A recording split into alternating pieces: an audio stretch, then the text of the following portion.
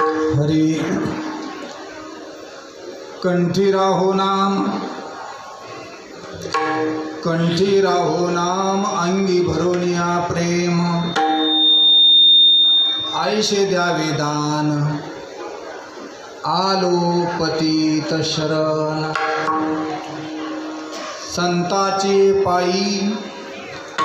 संताचे पायी वेळोवेळा ठेवी डोई आईशे द्यावे दान आलो पतित शरण तुका म्हणे तरे भव सिंधू एक सरे आईशे द्यावे दान आलो पतित शरण विठ्ठल विठ्ठल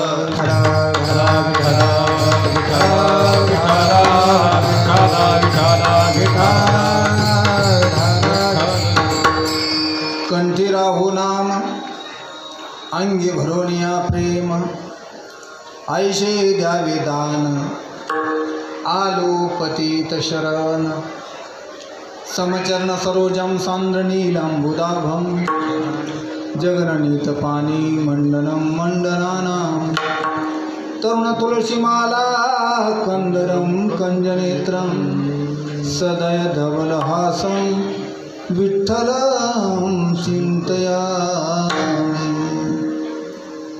काषाय वस्त्रं करदण्डधारिणं कमण्डलं पद्मकरेण शङ्खं चक्रं गदाभूषितभूषणाढ्यं श्रीपादराजं शरणं प्रपद्ये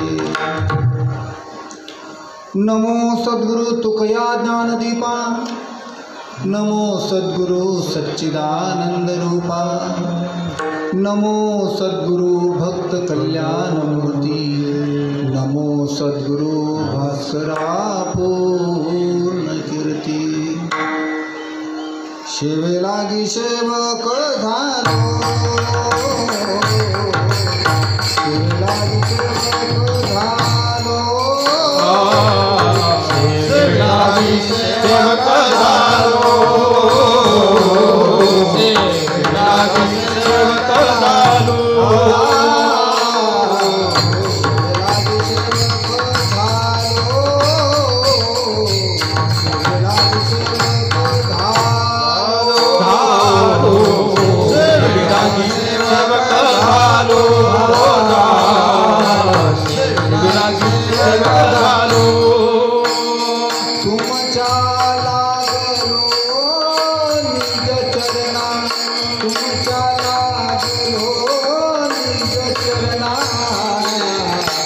अहो स्वामी तुकया देवा स्वामी तुकया देवा तुमच्या लागलो तुमच्या लागलो अहो स्वामी तुकया देवा यावरी न करा आम्ही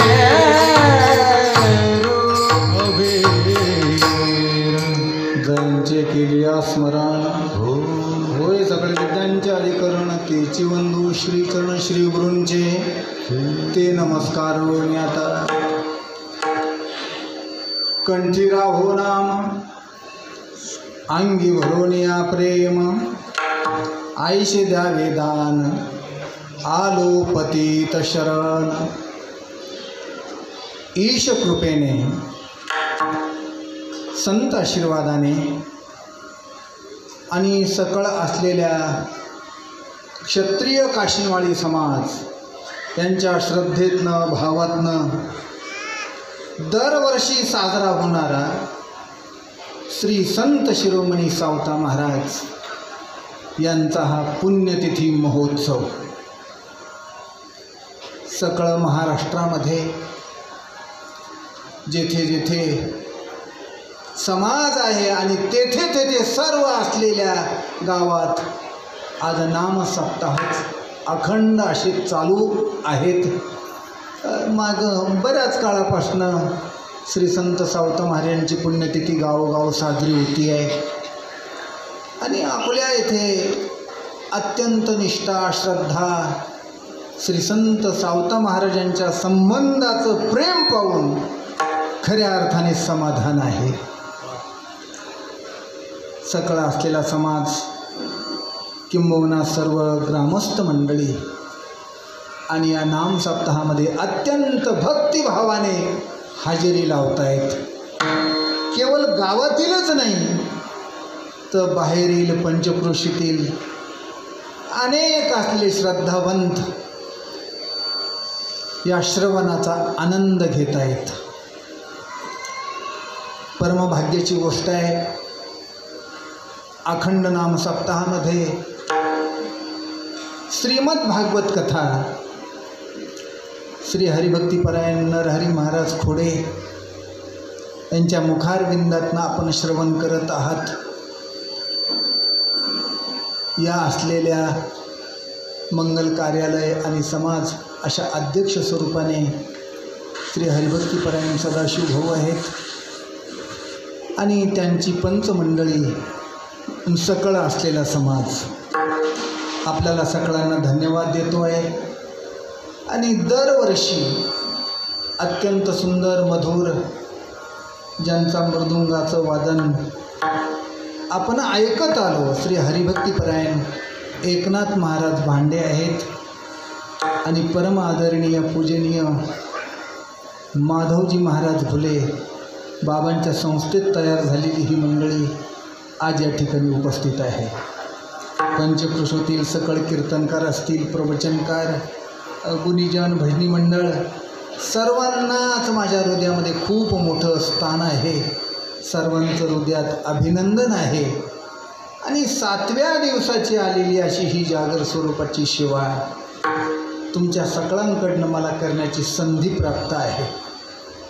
जो अभंग आज या ईश्वरीय सेवेकरता श्री संत सावता महाराजांच्या सेवेकरता निवडलेला आहे तो जगद्गुरु तुकोबारायांचा कमी अक्षरांचा 4 चरणाचा अत्यंत महत्त्वपूर्ण आणि हेच दान देवा तुझ्याकडनं मला मिळावं असा आपल्या इष्टदेवतेकडे पांडुरंगाकडे अट्टहास करणारा मागणी मागणारा असा अभंग आहे.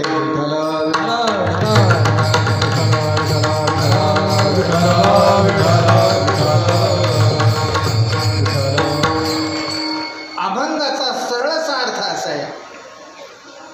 महाराज सांगतायत हे पांडुरंगा तुझं नाम माझ्या कंठामध्ये राहू दे. तुझं रूप तुझं गुण या संबंधाचा अखंड असलेलं प्रेम माझ्या हृदयामध्ये असू दे. जे मी मागतोय तेच दान तुझ्याकडनं मिळावं. मी पतित आहे, तू पतिताला पावन करणारा असा आहेस आणि मी तुझी शरणागती करतो आहे. जी माझी इच्छित मागणी आहे याकरता मी तुझ्या महाद्वारामध्ये शरण आहे. हे दान मला मिळालं पाहिजे. संतांच्या चरणावर वेळोवेळी अखंड मस्तक ठेवण्याचं भाग्य मला प्राप्त होते. इच्छा एकच आहे देवा की भवसागर तरुण जाणं अवघड आहे, मायेतनं तरणं कठीण आहे. ते तुझ्या कृपा आशीर्वादाने साध्य होऊ दे आणि या जन्म आणि मृत्यूच्या दुःखातनं तू मला मुक्त कर असा हा अभंगाचा शाब्दिक सरळ सरळ असा अर्थ आहे. विठ्ठल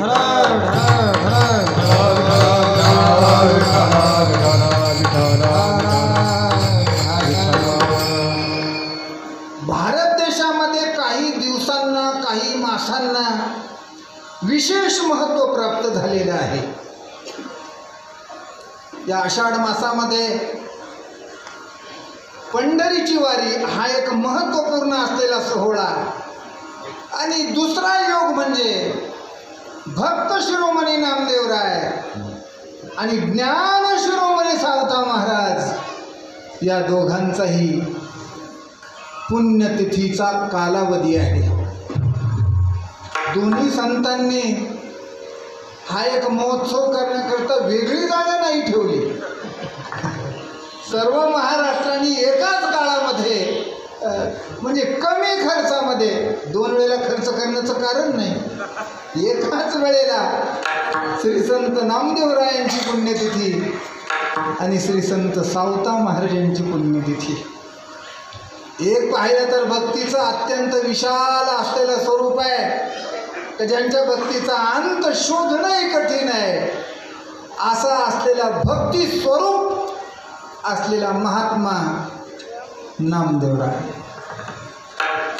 ज्यांचा ज्ञानाचा खरं म्हटलं मध्ये कुणीही शोध करण्याचा प्रयत्न केला तरी ठाव घेणं मोठं अवघड आहे.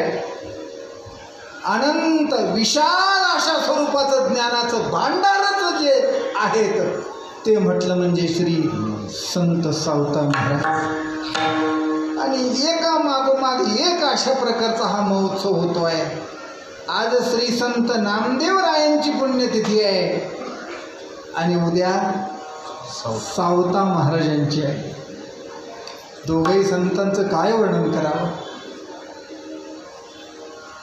कोण नामदेव असा प्रश्न उभा राहताच त्याची उत्तरे अशी येत आहेत की ज्यांच्या हातनं प्रत्यक्ष पांडुरंग परमात्मा जेवण करतो ते नामदेव. कोण नामदेव? तर ज्यांनी दिल्ली असलेल्या दरबारामध्ये मृत गाईला उठवलेले आहे ते नामदेव आहेत. कोण नामदेव? ज्यांनी वारकरी संप्रदायाची ध्वजा पंजाब राज्यामध्ये नेऊन गुमान या गावाला क्षेत्राचं स्वरूप प्राप्त करून दिलं ते नामदेव महाराज. याही पुढे असं आहे की संत या साधू या जगामध्ये अवतार घेण्याचं अन्य काही कारण नाही आहे. जेव्हा सर्व असलेला समाज अधर्माच्या मार्गाने धावू लागतो तेव्हा तेव्हा त्यांना थांबवण्याकरता जे आले त्यांना संत असं म्हणता येत. अवतार तुम्हा धराया कारण, अवतार तुम्हा धराया कारण, अवतार तुम्हा धराया कारण, अवतार तुम्हा धराया कारण. उद्धराया जन जड जीव, उद्धराया जन जड जीव, अवतार तुम्हा धराया कारण, अवतार तुम्हा धराया कारण. उद्धराया जन जड जीव, उद्धराया जन जड जीव, अवतार तुम्हा धराया कारण, अवतार तुम्हा धराया कारण.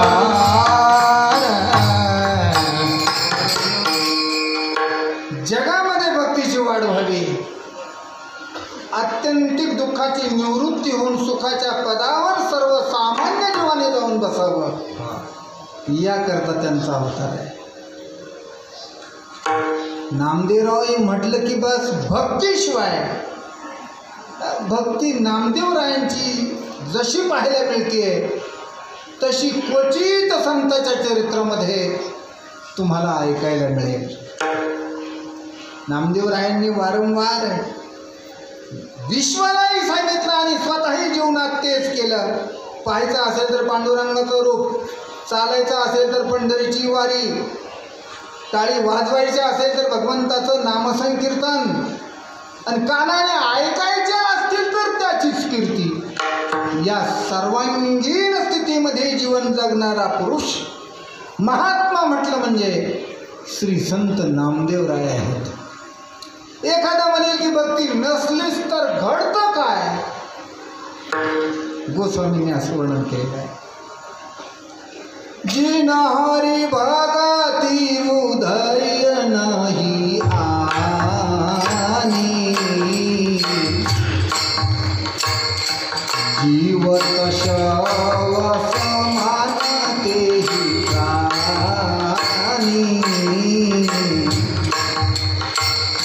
जिन हरी भगती हृदय नाही आनी जीवत शव समान तेही प्राणी मंगल भवन मंगलहारी द्रवमुंतु दशरथ आदिर बिहारी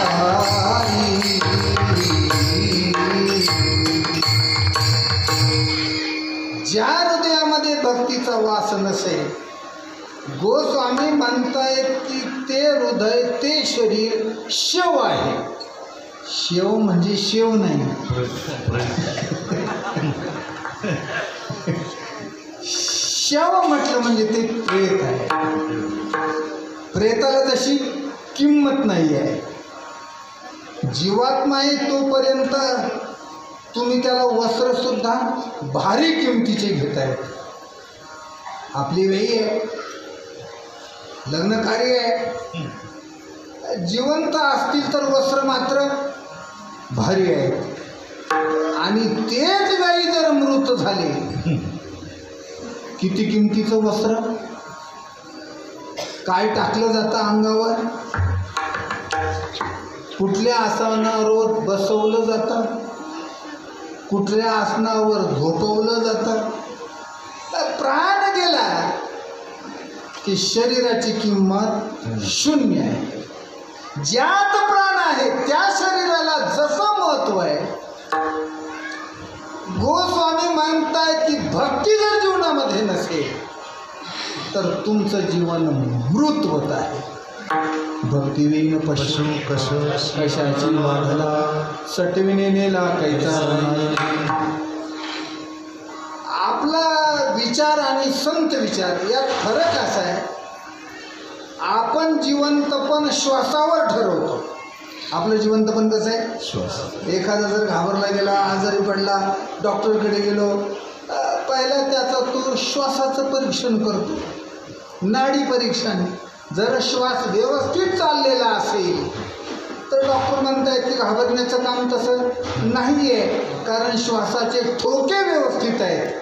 आणि ते जर मागे पुढे झाले, हळुवारपणे जर पडू लागले तर मग त्यांचं सांगणं असं असतं की झटपट तुम्ही पुढच्या हॉस्पिटलमध्ये, नाशिक असेल, मुंबई असेल, पुणे असेल, जेथे असेल तेथे जाऊ द्या. श्वासावर जिवंतपण आहे. पण संतांचा विचार तसा नाही आहे. ते म्हणतायत की श्वास घेण्यावर जर जिवंतपण ठरवलं तर आपल्या गावामध्ये रस्त्यावरच पानसाळ मंडळी उतरलेली आहे. त्यांच्याकडे असलेला जो भात आहे त्या भात्याची साखळी ओढली तर तो श्वास घेतो आणि हाही एक भातच आहे.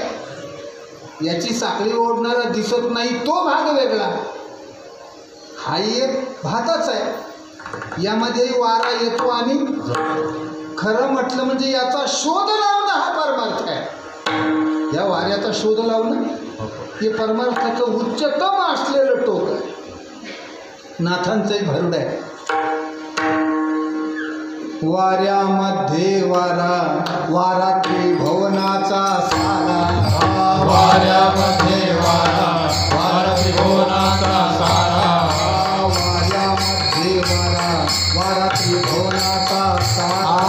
वाऱ्यामध्ये वारा, वारा त्रिभुवनाचा सारा. या वाऱ्याचा शोध तुम्ही करावं महाराज, वाऱ्यानं दुनिया. या वाऱ्याचा शोध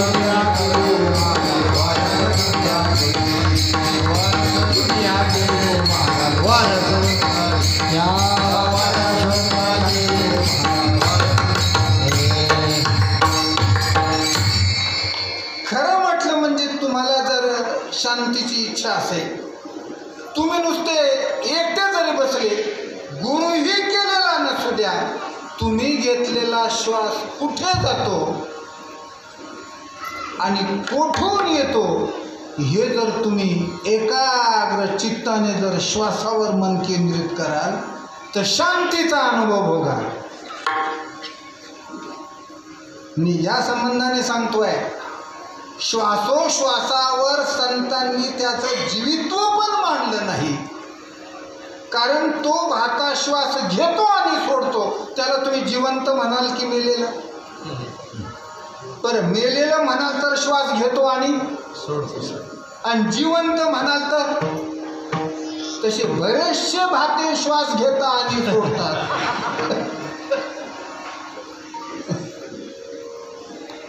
सटविने नेला कैसा नाही, कैसा नाही, सटविने नेला कैसा नाही, कैसा नाही, सटविने नेला कैसा नाही, कैसा नाही, सटविने नेला.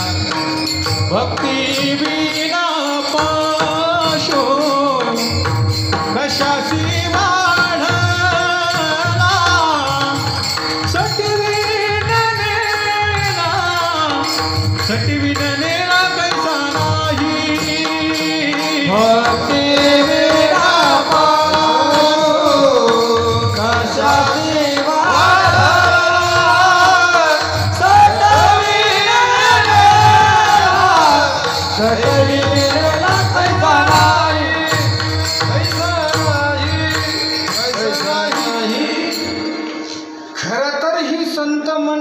जन्मही घेत नाही आणि त्यांच्या जीवनात मृत्यूही नाही आहे. ज्यांचा जन्म होतो त्याला मृत्यू आहे.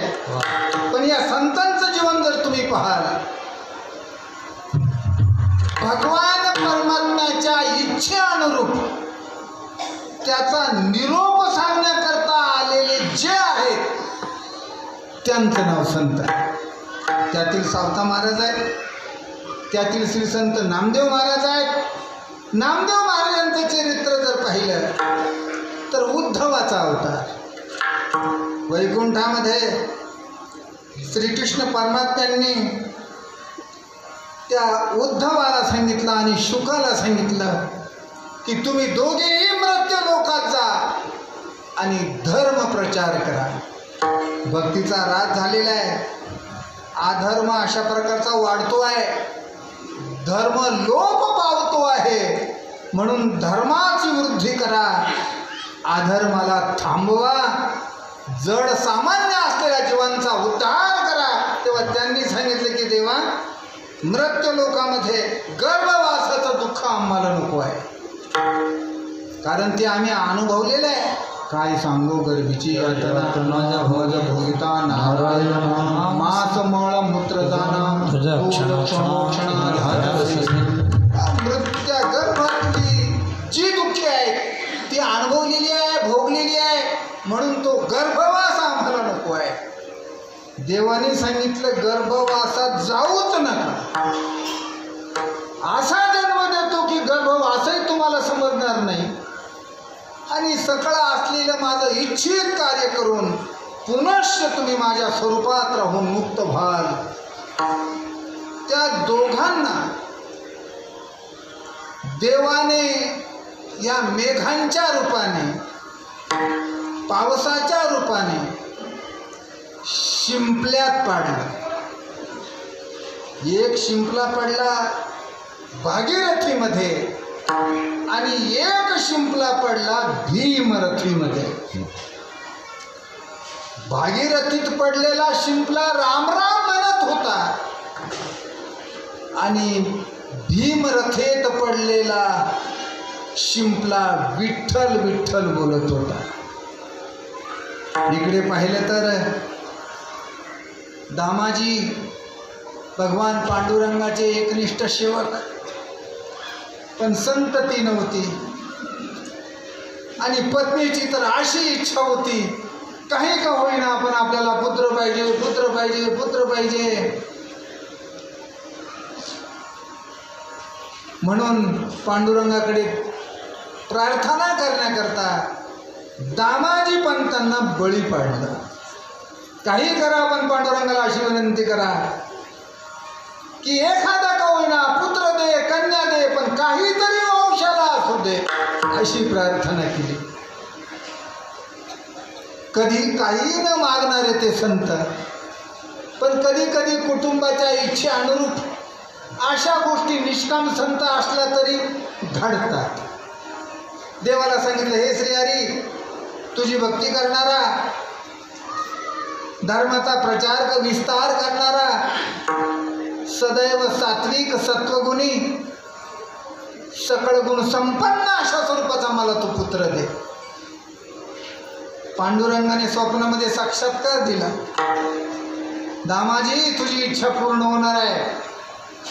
तुला प्रातःकाळी चंद्रभागेमध्ये दिव्य असलेल्या रत्नाची प्राप्ती होणार आहे. स्नानाकरता जेव्हा दामाजी पोचले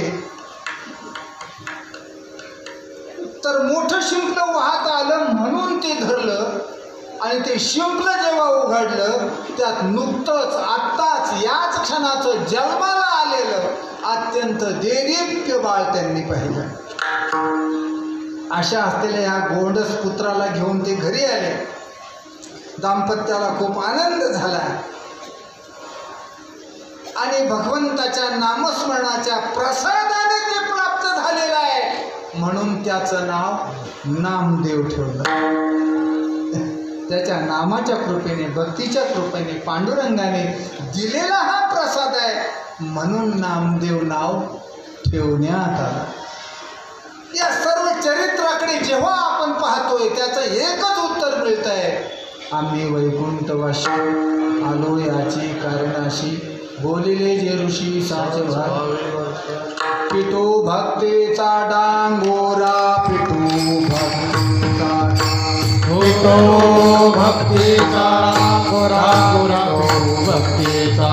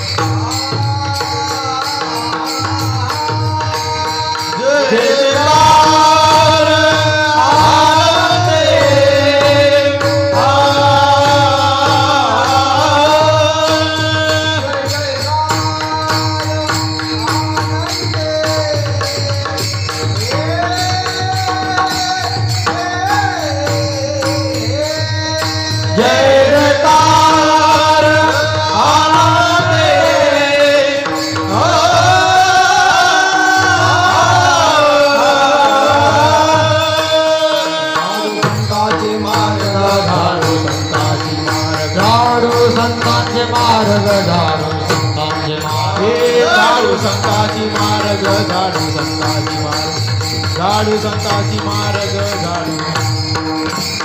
पितू भक्तीचा डांगोरा, कळी काळाची दरारा, तुका म्हणे करा जे जे कार्य आनंदे. पितू भक्तीचा डांगोरा, कळी काळाची दरारा, तुका म्हणे करा जय जयकार.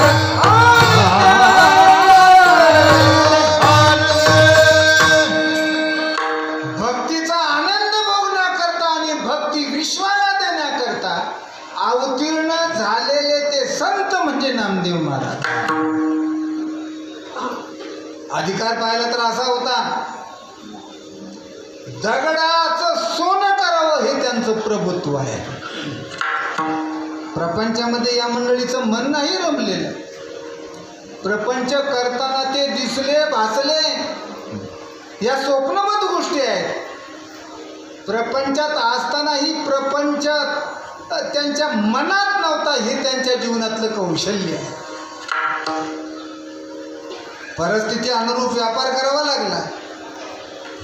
कपडे शिवण्याचा, कपडे विकण्याचा, त्यातही काय फार यश मिळालं असं नाही आहे. कपडे विकण्याकरता गेले तर उधारीवरच वाटून आले. एक तर असा भेटला त्यांना गणोबा, त्यांनी सांगितलं की तुकोबा आपलं नामदेव महाराज आम्हाला कपडे पाहिजे. म्हटले बाबा पैसे म्हणजे पैसे नाहीत, तुम्हाला मी एक गोष्ट एक वस्तू गहाण देतो.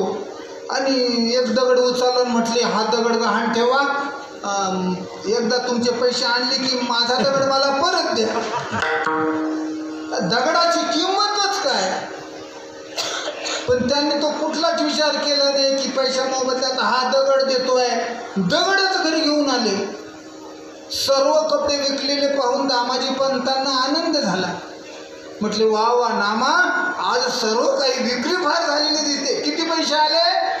त्यांनी सांगितलं 1 रुपया नाही. आणि मग कपडे कसे दिले? म्हटले गहाणवट. त्यांनी माझ्याकडे वस्तू गहाण ठेवली आणि त्याच्या मोबदल्यात त्याला कपडे दिले.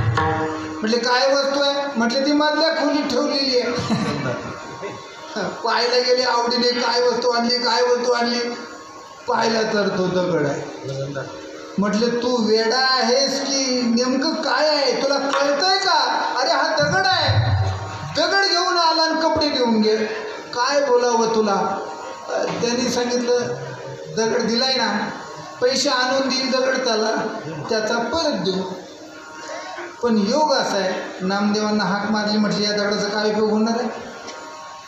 हात लागल्याबरोबर तो दगड सोन्याचा झाला.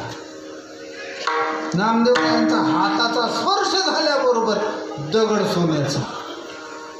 इतका आनंद झाला दामाजी पंताला की आता आपली कायमची दारिद्र्यता गेली. एवढा जर दगड सोन्याचा आपल्याला मिळतोय तर आता गरिबी नावाची वस्तू शिल्लक राहिलेली नाही आहे. खूप आनंद झाला. आणि म्हटले नामा आता हा दगड काही त्याला देऊ नको, जाऊ दे, पैसे घेऊ नको, कापडं राहू दे तिकडे आणि हा दगड आपल्याला राहू दे. पण काही गोष्टी अशा आहेत की झाकल्याने झाकत नाही. एकदा कुणाला तरी कळाले की तो त्याच्या मित्राला सांगतो तुला म्हणून सांगितलं मी, कोणापाशी बोलू नको. आपण नुसतं बायांनाच म्हणतो, बायांवरच नाही हा कार्यक्रम. बायांच्या अंतःकरणाची माणसंही भरपूर आहेत. पोटामध्ये काहीच थांबत नाही, याचं त्याला त्याचं याला. ती अशी चर्चा पसरली का नामदेवाने गणोबाकून दगड आणला आणि तो सोनाचा गोळा झाला. ही गोष्ट गणोबाला कळाली. आता सोनं कोणाला नको आहे, तो लगेचच त्याने इकडनं तिकडनं पैसे गोळा केले. म्हटले आपला दगड आपण घेऊन येऊ. तिथे गेला, म्हटले आमचा दगड परत द्या. दामाजीने सांगितलं नको नको, राहू दे, आता दगड राहू दे तसाच, राहू दे, तुला ते कपडे राहू दे. फिटला मिटला आपला व्यवहार संपला. त्यांनी सांगितलं नाही नाही, माझा दगड मला पाहिजे. सर्व गावात केवढी चर्चा आहे, सोन्याचा दगड मी मूर्खाने तुम्हाला देऊन टाकला, माझा दगड मला पाहिजे. नामदेवाने सांगितलं देऊन टाका ना बाबा, जर तो पैसे देत असेल मग दगड ठेवून काय करताय. बाजूला घेतलं. मूर्खा कळतंय का तुला, सोन्याचा दगड आहे, सोन्याचा, नुसता दगड नाही आहे तो. अहो म्हणजे कशाचाही राहू द्या, आपले पैसे मिळत आहे ना, त्याला देऊन टाका. गणोबाकून पैसे घेतले आणि गणोबाला सोन्याचा दगड दिला. पण योग असा झाला, सोन्याचा दगड त्याच्या हातात गेला आणि पुन्हा दगड झाला. हे संत चरित्र. आपुल्या महिमाने, आपुल्या महिमाने, आपुल्या महिमाने, आपुल्या महिमाने, धातु परिसे केले सोने, धातु परिसे केले सोने, केले सोने, ऐसे न म्हणे माझे आता, ऐसे न म्हणे माझे आता, हे धातु परिसे केले सोने, धातु परिसे केले सोने, ऐसे न म्हणे माझे आता, ऐसे न म्हणे माझे आता.